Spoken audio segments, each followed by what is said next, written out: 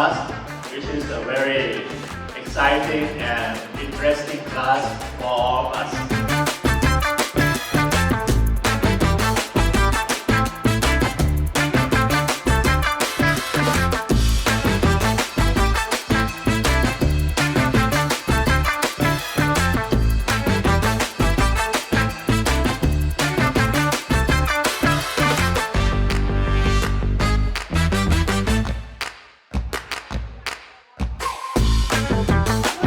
It is Thai food or Burmese food or which country? Burmese food. Burmese food. Oh, look so good.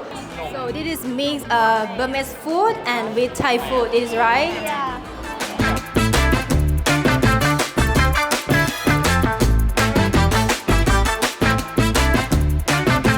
Jamongka, yeah. And we are preparing the watermelon and surprise and also some dessert.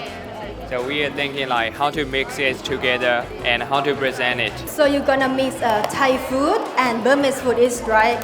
Yeah, the members are stay discussing that. Yeah, I vote to mix it. That would be a good taste.